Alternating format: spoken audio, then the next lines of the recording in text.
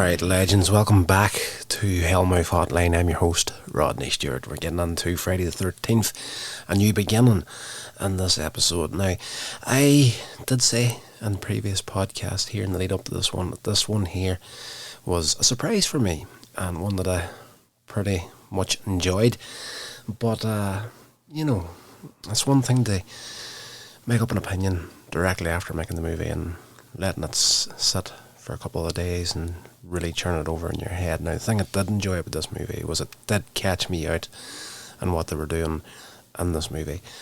I really appreciate that in any film, whether it be horror, drama, whatever it may be, that the story can successfully bait and switch you, and you think you're going step to step with it, and then you realise, oh, right, something completely different's happening here. I enjoy that very much. So that they do successfully do it in this movie, and it pretty much starts off with it turns out to be a dream nightmare sequence for Tommy Jarvis, and we get what's his face back at the beginning of this, Corey Feldman. He is walking through a forest and he sees the grave of Jason Voorhees, and he hears somebody coming and he goes to hide, and these guys dig up the coffin of Jason, and Jason pops up, kills the two of them, and then walks towards Tommy's character, or Corey Feldman's character, and he's about to slash him, and at that he wakes up, and we discover that some time has passed between the events of the previous film and right now. Tommy is now a teenager. It's several years after the death of Jason, and Tommy is tormented by nightmares of the mass murder resulting in internment in numerous psychiatric hospitals, and he's eventually transferred to the Pinehurst halfway house managed by Dr. Matt Letter and his assistant Pam Roberts. There Tommy meets a circle of other teens, including Eddie and Tina, the stutterer Jake, the goth Violet, a serious woman Robin, and a compulsive eater Joey Burns, and there's a young kid, Reggie Winter, whose grandfather George works as the halfway house cook.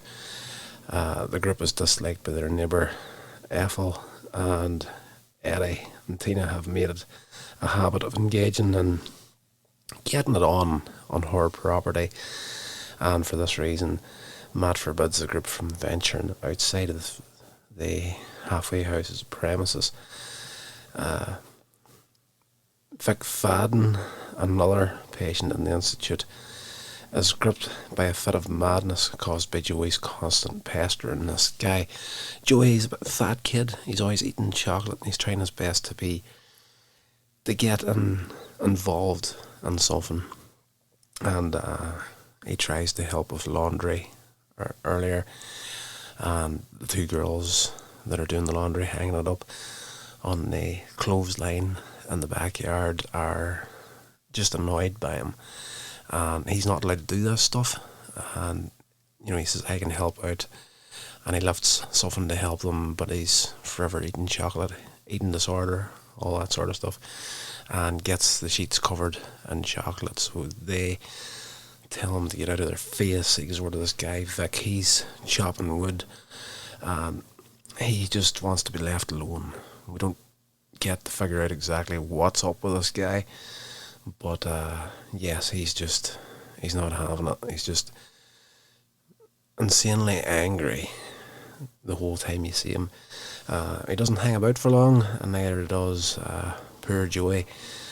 Joey is pestering him to let him help chop wood, and he even offers him a chocolate bar, and the guy chops it with the axe, and Joey's like, well, that's okay, fair enough, I give up, and he tries to walk away, And Vic loses his cool, not that there was much there in the first place, and he brutally kills Joey with an axe.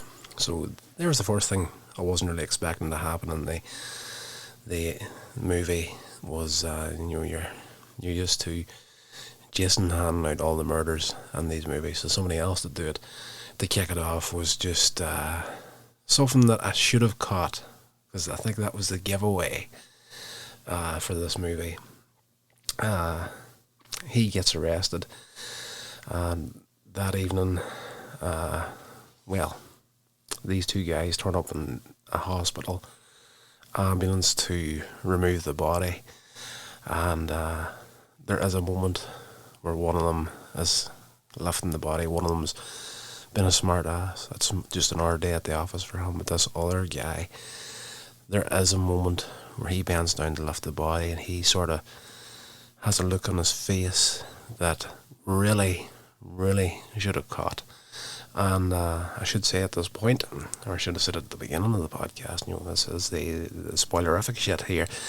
So, yes, I don't know if it was because I was tired and whatnot, but when a film catches you out and then you discover where it's going, what it's doing, and you kind of play it back in your head and you go over everything that's happened, and you're kind of like, oh, this was signposted incredibly well whenever you think back on it.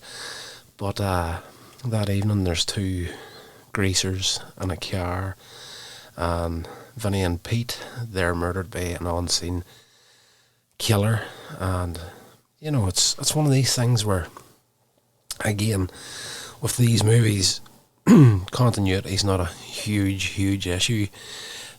Take Nightmare on Elm Street, for example. Like, most movies finished off with Freddy getting killed and turning up again in the next movie. And most of the time it made sense, but there's a few times there you're kind of like, oh, right, he's back. We don't know why, we don't know how, but he's here. But it is what it is. But it goes into that old school style of, you're seeing the killer's feet walking up, you're seeing the murder instrument and whatnot, but you're not actually seeing the face of the killer. But at this point you're assuming that it's Jason, and Jason's back and he's going to kill all around him again, and the movie just goes into pretty much a lot of the similar stuff that we're used to. A lot of teenagers getting killed, and a lot of unnecessary nudity. This movie was remembered that for a lot of that, and this one. There's a diner, a waitress and her boyfriend are killed the following night. So there's a huge amount of murders in this movie. The sheriff of the town, he thinks he has it worked out that Jason Voorhees has come back to life and is the perpetrator of these murders, while Tommy himself is rendered a suspicious party, and he keeps having all these visions of Jason as well throughout the movie. Like, he'd be looking out into the garden, all of a sudden Jason's there, he closes his eyes and tries to make him disappear when he wakes up, or when he opens his eyes there's no sign of Jason. So he's not just having nightmares of Jason, he's actually hallucinating Jason as well throughout the movie. And plus, while all that's happening, of course there's murders happening, and it's clearly Jason that's doing it at this point, as far as the viewer's concerned. The next morning, Eddie and Tina, they head off into the forest, get their clothes off, have a good time. They're spotted by Ethel's farmhand, a guy, Raymond, who turned up looking for a job in exchange for a meal. And he's killed.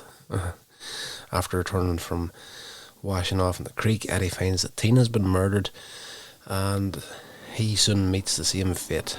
Of course, it's just like murder after murder after murder in this movie for the most part. Meanwhile, Reggie, the kid, begs his grandfather to then go visit his brother at a trailer park nearby. He's just returned to town. Pam offers to accompany him and brings Tommy along, and as Pam And Reggie enjoys some enchiladas with his brother and his girlfriend. Tommy meets Ethel's son, Junior, and gets into a fight with him. She turns up at the start of the movie and she's giving off to the guy that's running this place. He's, keep your teenagers off my land, I'm going to kill them, all this sort of stuff. I'd rip them apart. The sheriff tries to calm her down. She starts screaming that she's wearing a bomb and she'll blow everybody up. So she's a head case. Her son's an absolute nut job.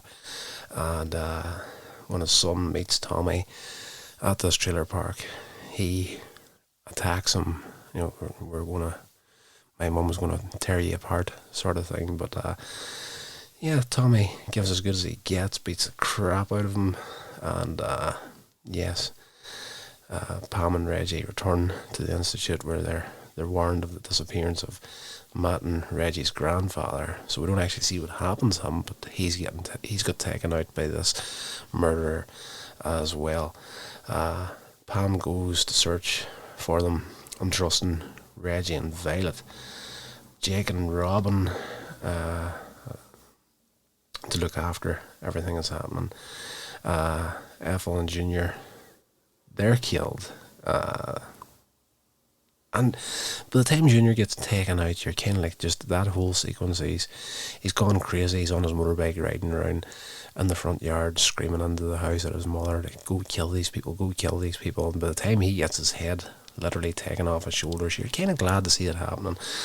But his mother's killed as well, as are Jake, Robin and Violet. After Reggie falls asleep, the kid falls asleep in the house and a lot of the other teenagers are taken out. Reggie eventually awakes just as Pam returns, and they discover the 3 corpses in Tommy's room. The killer seemingly resurrected Jason Voorhees, bursts into the house. So it's standard issue Friday the 13th stuff at this point in the movie. After a long chase in which Pam and Reggie find the corpses of Matt and Reggie's grandfather, Jason is struck by a tractor that the kid drives, and he's knocked out. Kind of gives them briefly enough time for them to run and hide, and he comes into the barn just as Tommy turns up, and he gets attacked by Jason because he's traumatized that badly that, is this the real Jason? Is this an hallucination that I'm having? But Jason attacks and slashes him across the chest, and Tommy defends himself, and eventually Tommy throws Jason from the loft window onto a tractor harrow.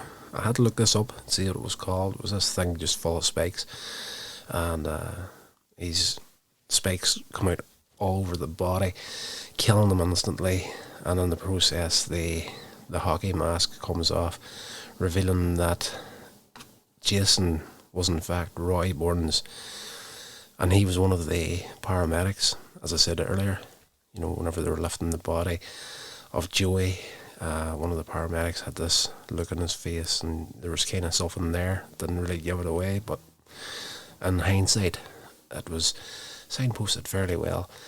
And the police later identify Roy as Joey's father and determined that he went insane after his son's death and sought revenge, inspired by the stories of Jason's killing spree.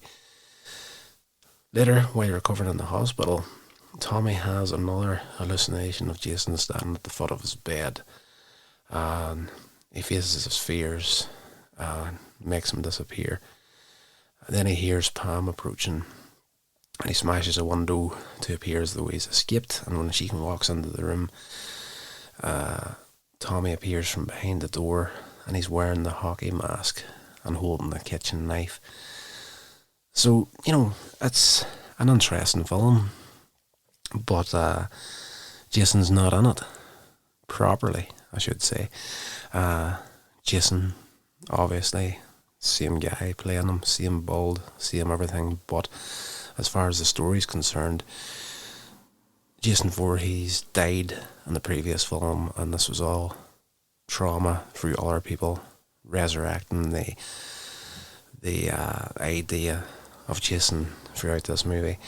And I enjoy it for the fact that it caught me out. I wasn't expecting it to go that way, but at the same time, I was kind of like, oh, by the end of the movie, I'm kind of like, alright, I kind of wish that was the real Jason in this one. I think a lot of people, from what I've been reading here, felt the same. It was, let me just look through some of the stats we've got right here. Friday the 13th, A New Beginning, also known as Friday the 13th Part 5, A New Beginning. Yes, released 1985.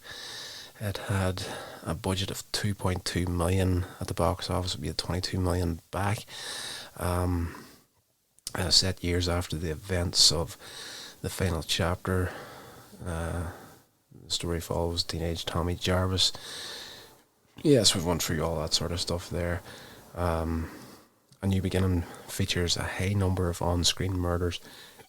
That's insane, the amount of people get taken out in this movie, in all fairness. Aside from its gore and violence, the film has also become known for its explicit nudity and sex scenes, the numerous depictions of drug use. Peter Brack's book, Crystal Lake Memories, The Complete History of Friday the 13th, details that behind the scenes, the production was plagued with hardcore drug use. The film also features a cameo from Corey Feldman, who portrayed Tommy Jarvis in the previous film. A New Beginning was released theatrically March 22, 1985, grossing 22 million. The film was initially going to set up a new trilogy of films with a different villain for the series. So there you are. I was kind of, didn't sit well for me that there really. The actual Jason wasn't in it, even though we had a Jason, but it wasn't the real one. So it says here, and a lot of people agreed with that sort of feeling, it was initially going to set up a new trilogy with a different villain for the series. After a disappointing reception from fans and a steep decline in the box office receipts from Part 3, the final chapter, Jason Voorhees was brought back for the next installment, Friday the 13th. Jason Lives in 1986, and he's been the main antagonist in the series since. In addition to weak box office returns, the film received mostly negative reviews from critics. That's fair. The film itself, as I said, I enjoyed this movie, but simply because of the bait and switch they successfully pulled off. I really appreciate that. But whenever you get to the end of the movie and you have time to ingest what just happened, yes, I agree with that there. That's one worth watching, it's one worth enjoying, but in the grand scheme of things of Friday the 13th and that main villain not being in the film properly just made it a little bit less enjoyable. But it is what it is. So I'm looking forward to seeing how they bring Jason back in the next movie, because at this point in the franchise, I do have to say I'm completely lost at this point. Like, a lot of the stuff I remember from Friday the 13th were from these earlier movies, and probably the only other one that I've got real clear memories of is Jason X. But we'll get to it in time. So that's going to do it for Hellmouth Hotline for this episode. If you enjoyed it, please let me know in the comments or whatever way it works for audio podcasts, or hit me up an email at hellmouthhotline@gmail.com, and definitely follow the show, share it along to anybody you think would enjoy it, and I will talk to you all in the next episode. Stay safe, guys. This has been a production of Coins Age Media. Thank you so much for listening.